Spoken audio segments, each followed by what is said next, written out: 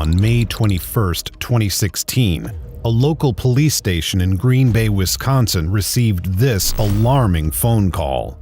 How do I go about, missing person? Missing. It's my girlfriend, and she does live with me, and she's never done this before. What's her name? Nicole Vanderheiden. This was the voice of Doug Dietrich, Nicole's boyfriend and the father of her infant son. The last time he'd seen her was the evening before, when they'd become separated on a night out and had an argument over text messages. At 12:30 a.m., Nicole walked out of a bar called the Sardine Can and was never seen again by her boyfriend or by anyone else. Anyone, that is, except her killer.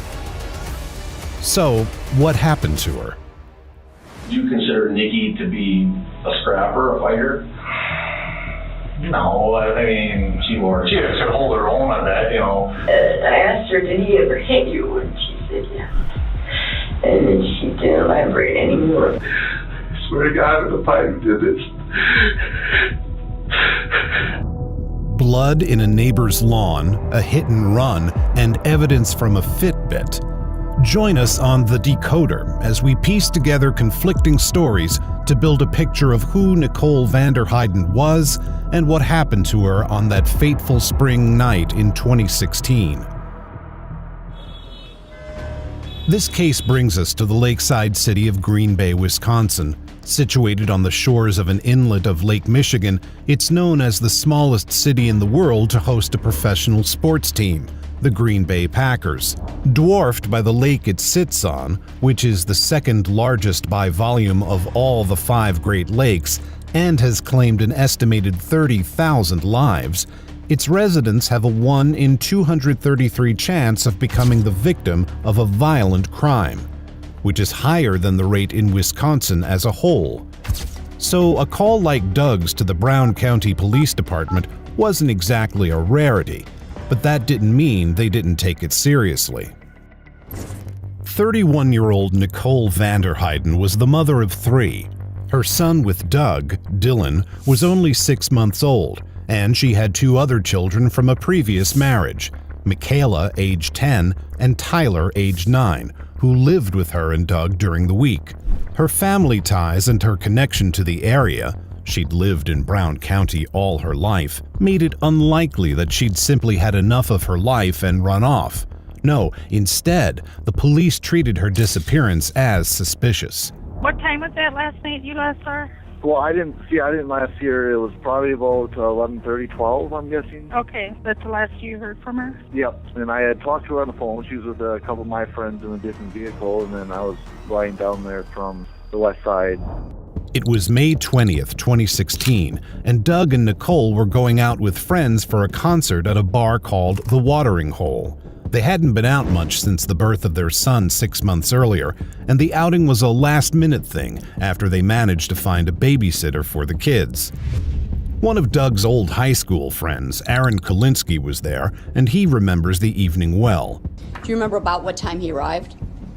I would say a little before 8. Was anyone with him? Nikki. What was the mood as it appeared between your group? How are things going? Very upbeat. We were all excited. The group of friends were seeing Steel Panther, a comedic glam metal band. They were settling in for a fun Friday night, and nothing seemed to miss. As you observed the interaction on that evening between Doug and Nikki, how did they appear to be getting along? Happy. Ready to watch a concert. As the concert began, did that appearance change any between those two? Not at all. The friends all had a good night at the Watering Hole watching the band. After the concert finished, they didn't want the evening to end, and Nikki suggested moving the party to another bar. They decided that one of their friends, who brought her family van along to the venue, would drive them. Doug, however, wasn't around and had last been seen talking with their friend Greg and another girl. There was like a smoking section, and I saw them talking with a girl from our class. I would say that would be about little before 9, little before 10-ish, because the second band came on at 10. When the friends couldn't find Doug or Greg, they decided to go to the next bar without them, taking Nikki with them so she wouldn't be left on her own. They arrived at the Sardine Can at about 11:30 p.m. Did you observe if Nikki was drinking at the Sardine Can? Yes. She was interacting with the bartender, some other guy at the bar. Did she appear upset at that point in time? No, she didn't appear upset. They'd been at the Sardine Can for about an hour. It was close to 12:30 a.m. when the mood changed. Doug still hadn't appeared. Did you see Nikki try to call him? Yeah. Was she successful? No. Another of their friends, Angela, also tried to call him, and this time he picked up. It seemed strange to everyone that he'd answer her call and not his girlfriend's, and Nicole reacted as anyone would, becoming upset. As soon as Angela hung up, Nikki, basically, decided that, she didn't want to have any of it, and she just made a rash decision and decided to run off. It seemed like she just wanted to disconnect and take control of her own night. But Nicole wouldn't be in control of her own night for much longer. Aaron followed her out to the street and tried to reason with her, suggesting he take her home to her young children. Did she agree to come with you? No, she did not. She didn't want anything to do with it. What did she do? I got in front of her to try to, console her a little bit, and she just became combative and kind of pushing me away, and then she kind of did like this dead weight thing and fell to the ground, was continuing to cry and kind of hitting me in my legs and stuff, screaming at the top of her lungs. Nicole had been drinking and was deeply upset by whatever was going on between her and Doug. Screaming on the street, she was attracting attention from passers-by, and Aaron backed off. She walked away from him, using her phone, and he yelled after her. I just yelled, we could get you home faster to your child and what you're doing, and I yelled, you're a babe in the woods.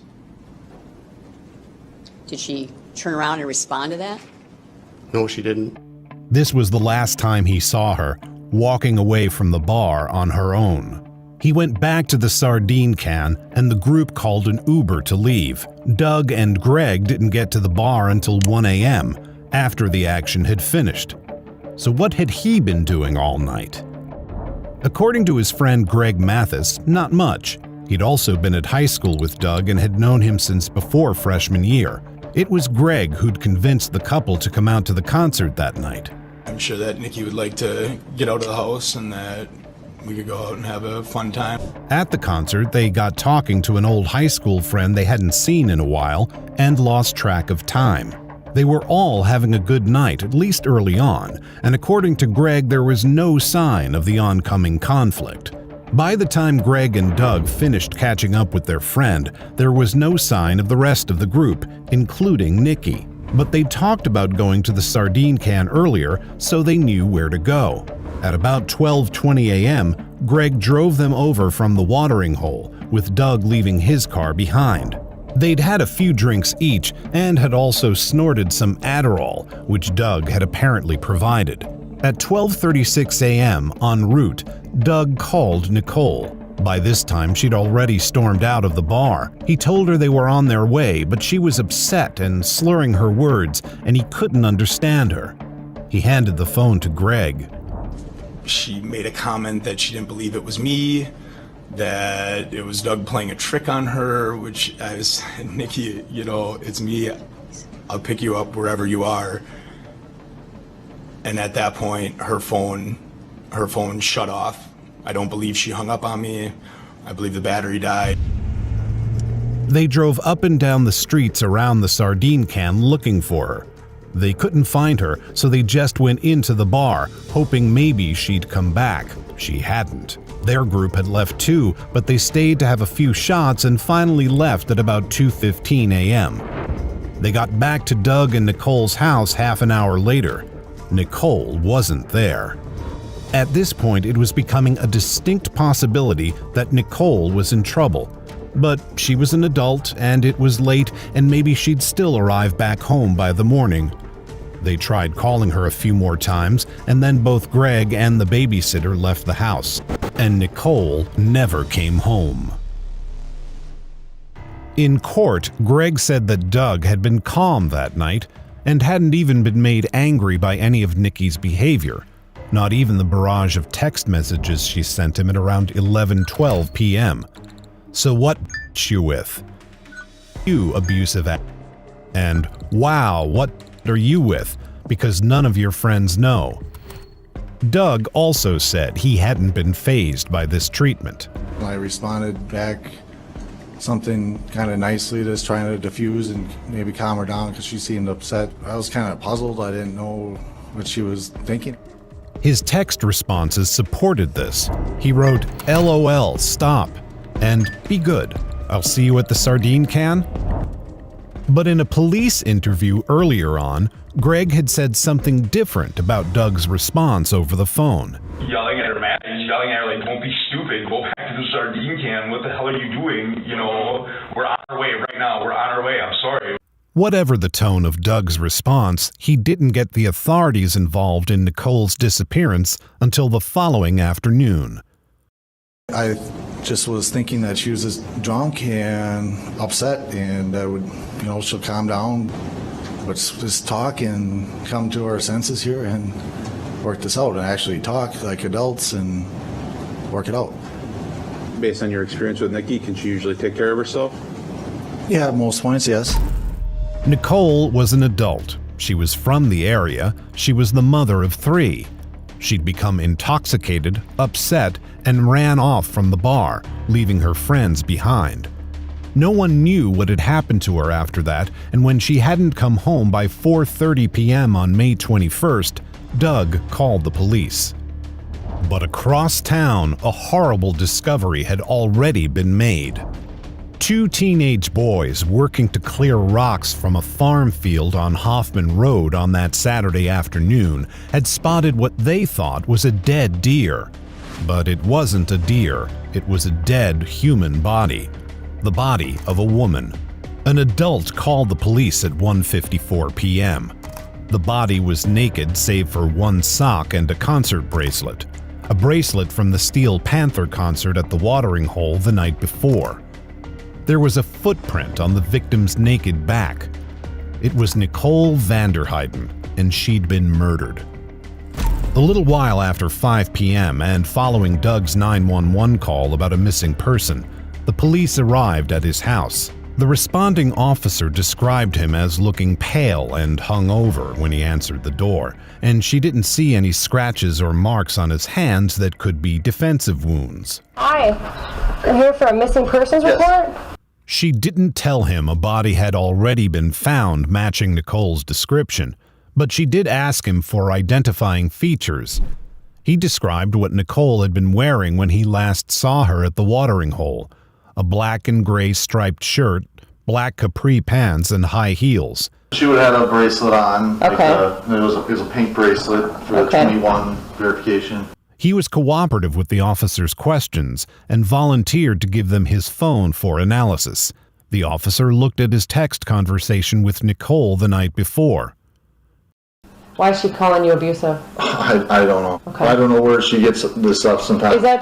Is that common for her to talk that way to you when she's been drinking? Sometimes, yeah. I mean, or when she's sober? She doesn't drink that often, but okay. All of a sudden she gets that in her head that that's what's going on. Sure. They also discussed Nicole's mental health history. When she gets a little down, she mentions suicide, but she just talks that. Does she take any medication for it? No. She had been on medication before. The officer, knowing that Nicole's body had already been found and the cause of death was being determined, knew that Nicole had not committed suicide. How would you say, for the most part, your relationship is with her? Do you get along for the most part? And last night, yeah. Last night was a flip of the switch, you said? Mm-hmm. Yeah, she does that from time to time. Have you guys ever gotten physical with each other? No. And that's another thing. She'll say that I'm abusive and all this, and I never have been. Nicole had been living a fairly secluded life after the birth of Dylan. staying at home to look after him and not really drinking. She'd been suffering some depression, and her dynamic with Doug, it seemed, had turned rocky. He said she acted irrationally and accused him of things that weren't true, and that was what had happened the night before. However, he maintained that the last time he saw her was at the watering hole before she left to go to the sardine can.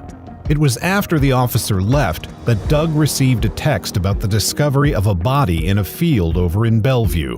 It was reported on the 10 p.m. news, and Nicole's family had begun to panic.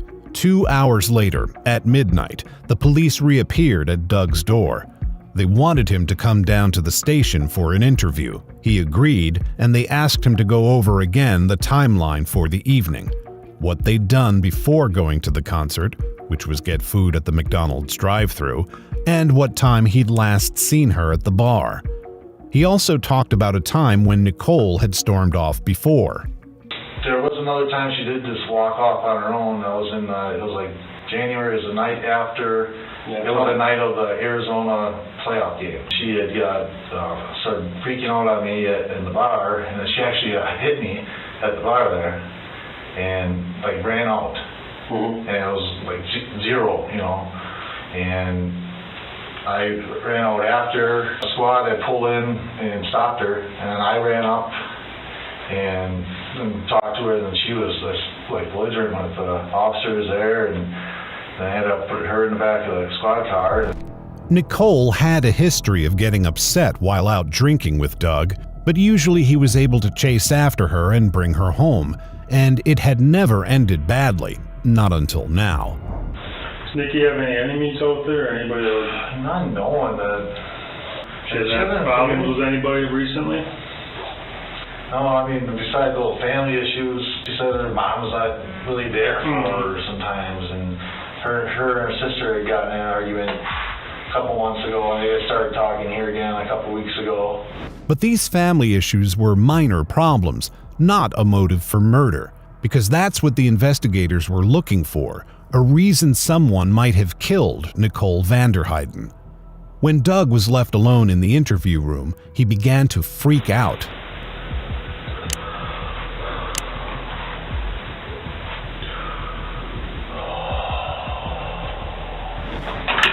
News thing is freaking me out. Can you tell me it's not her? Finally, after getting another detailed description of Nicole's identifying features, the police told him they believed they'd found her. Well, I think what we're looking at is this body that was found down the street. I don't think it's been 100% identified as her, but there's a lot of similarities. What do you mean a lot of similarities? They also told him that they were executing a search warrant on his property and that they needed to take his clothes for analysis. Meanwhile, he seemed devastated by the news of Nikki's death. I'm going to talk to everybody on that frickin' street in that neighborhood. I need to do it. I swear to God, I'm the fight who did this. Doug was released at about 3 a.m. after this interview, and his parents picked him up. Later that day, May 22nd, the police called and requested a DNA sample. On his lawyer's advice, he denied this request, preferring to wait until they had a warrant. But warrant or not, one thing had become clear: that Doug Dietrich was currently the prime suspect in his girlfriend's killing. Nicole Vanderheiden was born Nicole Meyer on March 29, 1985, in Manitowoc, Wisconsin.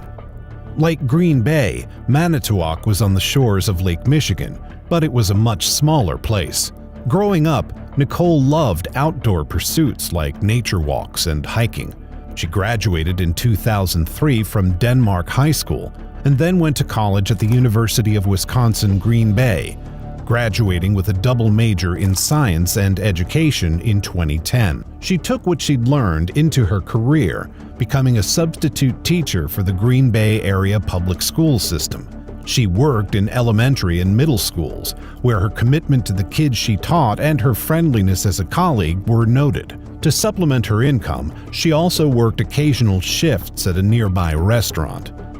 Nicole had married a man named Brian Vanderheiden shortly after graduating high school, and together they had 2 children, Michaela and Tyler, born in 2006 and 2007. The couple later divorced because Nicole wasn't satisfied with her life. I don't know, I think she was just kind of bored with him. He was a good man, but he had just no ambition, and he was fine where he was, and she wanted more out of life. Brian and Nicole remained on good terms and shared custody, with Nicole looking after the kids during the week and Brian seeing them on weekends. In the frigid January of 2015, a chance encounter changed the trajectory of Nicole's life again, meeting a man named Douglas Dietrich in a bar called Jimmy C's. Doug was having drinks with some friends to celebrate the NFL football playoff weekend, and Nicole was there too. They caught each other's eye across the room, wound up having a drink together, and the rest, as they say, was history. That is, until that fateful night in May 2016. Doug Dietrich was born in August 1981 in Green Bay, Wisconsin, where he'd lived all his life. He graduated from a local high school in 2000 and went to technical school, as well as doing some online courses. But his main focus was the family business, a contracting firm which his grandfather had started in 1955. He started working on sites with his family when he was still in high school and continued to work for them as a subcontractor, as well as doing apartment rental management and general self-employed contracting. The home he and Nicole would move into was a home he and his family firm had built. It was only a month after their first meeting that Nicole became pregnant with Doug's child. She and her 2 children moved into Doug's house by the end of summer 2015, and they were thinking about getting married in the future. They talked about their son Dylan, who was born in October, walking them down the aisle. But there was also trouble in paradise. In May of 2016, were you closer to breaking up with Nikki or closer to marrying Nikki? I would say, in between, there was, we had some arguments about a few minor things. In the same month, only a few weeks before Nikki's death, he texted his mom saying, "When the house sells, we're going to go our separate ways. Don't worry about it, it is what it is." Doug later said he didn't remember the specific conversation, and there was no evidence of the house being put on the market. He also said that on May 10th, 10 days before that final night at the watering hole, "I'm very seriously thinking about telling Nikki and the kids they have to move. I'm not cut out for this life one bit." He explained it away later. I was having a little downer day or whatever, and I just said that to my mom with not truly meaning it, I guess. The period after Dylan's birth was financially stressful, as Nikki had stopped working to look after their newborn, and Doug had also taken some time off work. He'd only just gone back to working, with uncertain hours and much less time with his family, in May. Meanwhile, Nikki was transitioning Dylan from breastfeeding. With a lot going on at home, tensions were running high. This led to texts from Nikki, too, like the one on May 8th that said, "Thanks for making me feel like a piece of every day." Apparently, she'd been telling her mom, Victoria Meyer, about her issues with Doug. She was real concerned. He did a lot of drug use. That's what Nicole told you? Yeah, cocaine. Yes, she told me she was very concerned about that, and she was trying to help him. After her daughter's death, Victoria told the police about an occasion when Nicole had wanted to go out to a wine tasting with Doug and asked her mom to babysit. She'd said she dropped the kids off at Victoria's at 8. By 10, she still hadn't arrived. When Victoria called, Nicole was upset. Doug had gone out at 8 for a haircut, despite knowing they had plans. I think that was his way of controlling the situation, saying he didn't want to go. I asked her, "Did he ever hit you?" And she said, "Yeah." This was hearsay translated through a source who was worried frantic, Nicole's mom, who just learned that her daughter had been murdered. But the police found it deeply incriminating. Doug also had a history of allegedly dubious relationships. One ex-girlfriend who dated him in 2012 claimed he put tracking software on her phone and would turn up outside her work unannounced.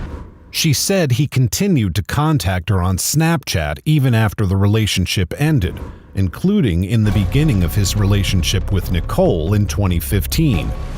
Doug's internet search history also allegedly displayed visits to local escort websites in the days before Nicole's death, and he'd apparently searched for how to tell if Backpage Escort is undercover. On May 23rd, all this culminated in the reveal of physical evidence. 2 days earlier, the morning after Nicole had last been seen, a neighbor of Doug and Nicole's had been mowing his lawn, and he'd spotted a pool of blood near the grass line. He assumed it belonged to an animal, and when he came across a length of black cord, he just tossed it on the sidewalk, forgetting to throw it in the trash. But when Nicole was identified in the news reports 2 days later, he called the police about what he'd seen. The police arrived to secure the scene at about 5:45 p.m. They found dried blood spatters in the street with clumps of blonde hair stuck to them and a charging cord. They sent these items of evidence off for DNA analysis, and meanwhile they searched Doug and Nicole's house. Previously, they hadn't been sure where Nicole had died, but now the truth was becoming clear that she died in close proximity to her own home. And in that home, they found evidence enough to arrest Doug for her murder. This included a pair of Air Jordans that had possible blood spots on them and a herringbone tread that seemed to match the shoe print found on Nicole's back. There was also what appeared to be blood on the floor of the garage near Nicole's car. Her autopsy had revealed 2 causes of death: strangulation and blunt force trauma. She had 241 injuries across her body, and her face had been beaten to the extent that it was unrecognizable. The police believed that the charging cord found in the neighbor's yard was the weapon that had been used to strangle her. Meanwhile, her bloodied clothes had been found on a highway ramp on the way to the field where her body was discovered. At 7 p.m. on the evening of May 23rd, the police arrested Doug. Right now I'm going to be taking you into custody. I'll be handcuffing you. I'll explain all that to you in a bit, and transporting you down to the sheriff's department. They had collected enough circumstantial evidence to hold him in custody, but they needed the final piece of the puzzle: a positive DNA result to both Nicole and Doug on the murder weapon. And on June 10th, the results came back, but not the way police were expecting. The blood on the garage floor likely belonged to a turkey Doug had shot weeks before, and the spots on his shoes weren't blood at all. The blood and hair found in his neighbor's yard were indeed Nicole's, but there was no sign of Doug's DNA anywhere to go along with it. The cable also tested positive for Nicole's DNA. Nicole's and an unknown man's. This new physical evidence threw the investigators' case into disarray. What if it hadn't been Doug who'd killed Nicole at all? One further piece of evidence served to exonerate him: the data from his Fitbit, one that Nicole herself had bought him. Nicole had been murdered between 3 and 4 a.m. At that time, Doug had been wearing his Fitbit, and it had registered only 12 steps between 3:10 a.m. and 6:10 a.m. that morning. The attack on Nicole had been active and violent, at odds with Doug's recorded lack of activity. Doug didn't do it, so who did? The investigation lingered for months, threatening to turn into a cold case. But in August 2016, the police got their big break thanks to continued DNA testing, which had found a match for a sample taken from Nicole's sock. This match was a man from Virginia named George Stephen Birch. Birch had recently moved to the Green Bay area and had been staying with a friend, Edward Jackson. Jackson's wife's SUV, a red Chevy Blazer, had been stolen, and she'd reported it missing on June 8, 2016. she learned that this same vehicle was suspected to have been involved in a hit and run the night before and had been found on fire at 2:52 a.m. a few blocks from the Jacksons' house. The police suspected Birch of this crime, though he was never charged. To avert suspicion, Birch claimed he'd been texting a woman he met in a bar that night and gave the police his phone to prove it. They cloned his phone and returned it to him so they could examine its contents. Within mere months of coming to Wisconsin, Birch had gotten into serious trouble with the law, first with the stolen SUV, and now with Nicole's murder. So who was he? Birch was born in Hampton, Virginia, to parents he'd never know. He was adopted within a week of his birth. He was a linebacker and earned the nickname Big Country as young as the age of 6 due to his size. As an adult, he stood at 6 feet 7 inches. In 1997, at the age of 19, he was accused of shooting a gang leader and his neighborhood rival in the head while out on bond for another offense. The case went to trial and he was acquitted because the evidence wasn't strong enough. 5 shots were fired from at least 2 guns, and the fatal bullet was never found. Still, his criminal history didn't end there. He received a suspended sentence for grand larceny in January 2016, and in March he had a trial scheduled on charges of heroin possession. But by May 24th, he had been listed as a fugitive, having violated the conditions of his release by going to Wisconsin to stay with his old friend. In February, he'd called Jackson to say that he and his wife were on the outs and he had nowhere else to go. Birch had met his wife Beth through his cousin in April 2000, and shortly after, they got married. They moved to New York to be closer to her parents and in case they wanted to have a child. Where I'm from was rapidly getting worse. We didn't see it as a perfect place to raise a child. If we decided to go that route, it was a lot of violence and things were going on. People were getting shot and things stabbed and like that all the time. In New York, Beth worked as a waitress while he found a job working in construction. They had their first child a year after getting married in 2002 and their second 3 years later. But by 2014, their marriage had deteriorated, and Birch's criminal activities couldn't have helped. When he was released from jail to serve a suspended sentence, he told Jackson he was looking for a new start, and that's what Jackson tried to give him. He picked Birch up from the station in Chicago on February 29th. He was charging Birch $100 a week in rent, but Birch rapidly fell behind on his payments, though he was working first in a restaurant and then for a landscaping firm. Still, the relationship between the two friends was going strong, and on May 21st, the day after Nicole's murder, they went on a fishing trip together. Jackson didn't notice anything unusual about Birch's behavior that day, though he spent most of the 2.5-hour drive at 1:30 p.m. sleeping.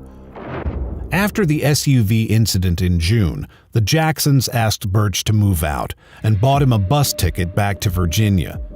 He didn't go anywhere, however, and spent the next few months couch surfing, so he was still in town when the police's attention turned on him, and they realized they still had the data downloaded from his phone from the crime on June 8th.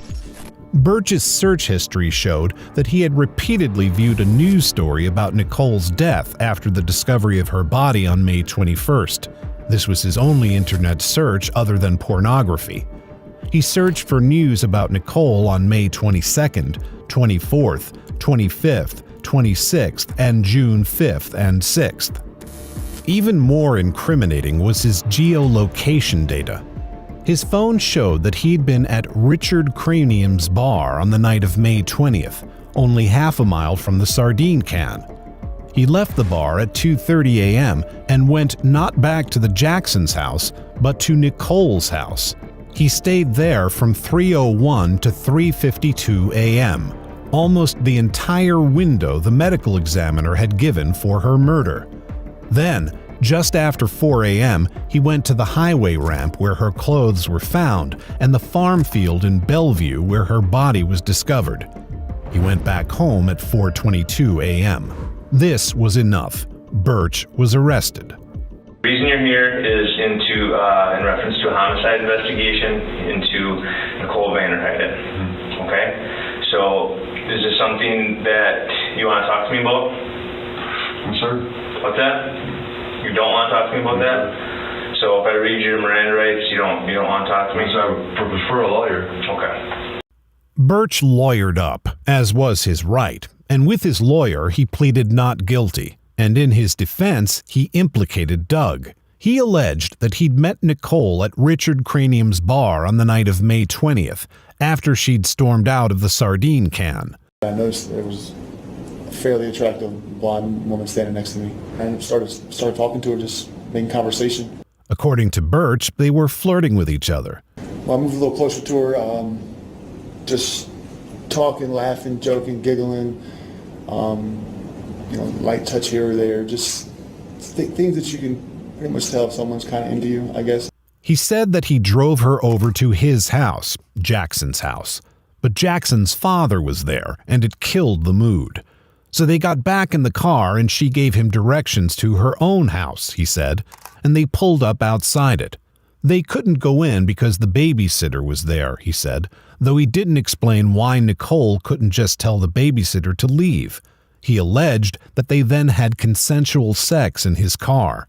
The next thing that I remember, apart from us having intercourse, was literally waking up on the ground outside the truck, laying in the grass curb area. He said that Doug had seen them having sex in the car, that Doug had knocked Birch unconscious, and that the next thing Birch knew, Doug was standing over him with a gun, and Nicole was already dead. There was a lot of blood on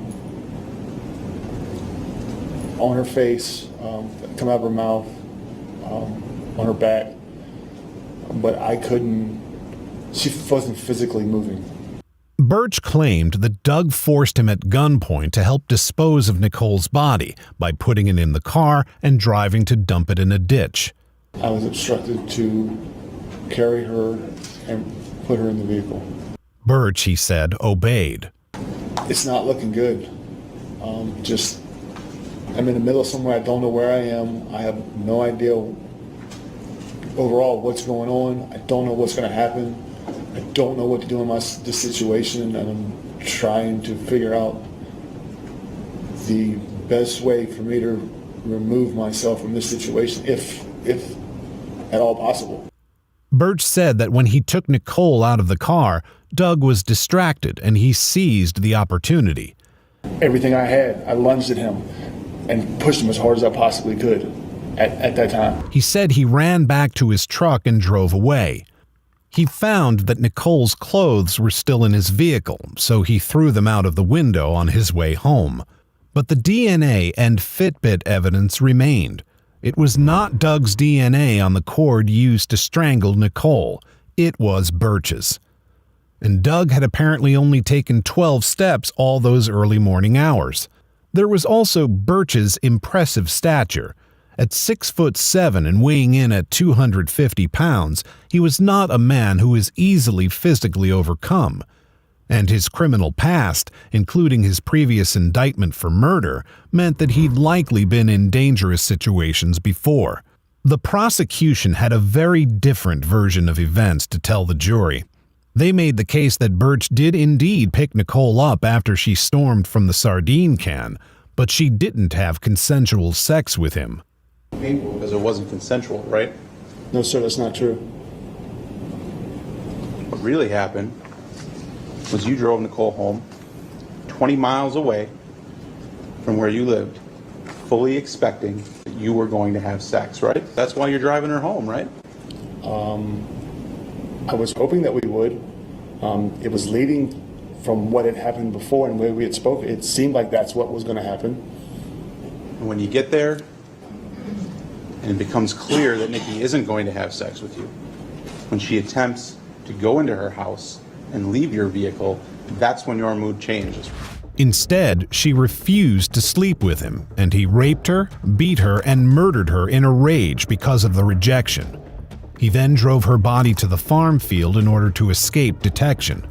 So the trial, which took place in March 2018, became a battle of two competing narratives around the same facts: whether Nicole had been murdered out of rejection or jealousy, and whether it had been Birch or Doug. A significant moment came when Birch lost his temper on cross-examination about how he'd carried Nicole's body, supposedly at gunpoint. The prosecutor referenced him dragging her, and he denied it. I told you before, and I will say it one more time for you, sir. I was carrying her over to this area. 45 minutes into the jury's deliberation, they asked to see the cord used to strangle Nicole alongside cords found in Doug's garage to compare. This suggested that Birch's story was under serious consideration in the deliberation room. But after 3 hours, the verdict was returned: guilty of first-degree intentional homicide. George Birch had killed Nicole Vanderheiden. He was sentenced to life imprisonment without parole. The sentencing judge described the crime as the most brutal murder that has ever been committed by one person in the history of Brown County. Birch appealed in 2021 on the basis that his Fourth Amendment rights to privacy had been violated by the use of his phone data at trial. That data had been downloaded to investigate a different crime: the theft, hit and run, and burning of Jackson's wife's SUV. He also argued against the validity of the Fitbit evidence, as it had not been accompanied by an expert witness who could properly validate or else expose the flaws of such technology. The appeal was rejected, and his sentence was upheld. However, Doug Dietrich's legal troubles were not yet over. In February 2017, nearly a year after Nicole's murder, Nicole's sister was staying with Doug to help him look after Dylan, who was by this time a toddler. She alleged that they went out to a birthday party together, and when he was driving her back, he touched her leg inappropriately. She said she told him to stop, which angered him, and he accelerated the car. He ran a stoplight and wouldn't let her out of the car until she kicked the windshield. He pleaded no contest to second-degree recklessly endangering safety and false imprisonment, both of which are domestic violence felonies. He also pleaded no contest to a misdemeanor charge of negligent operation of a vehicle. He was ordered to pay a $1,000 fine and stay out of trouble until October 2019, in which case the felonies would be dismissed. In August 2018, Doug and Nicole's family sought $269,000 in restitution from George Birch, which was granted. Part of his sentence also stipulates that he cannot profit from any book or movie made about the murder. Any such profits must go to Doug and Nicole's family. Now, Doug continues to raise his and Nicole's young son Dylan on his own. What do you think about this chilling story? Doug was held for 16 days on suspicion of his wife's murder. What do you make of Birch's defense? Let us know your thoughts in the comments below. Until next time, stay safe, keep up with our channel, and we will see you very soon on The Decoder.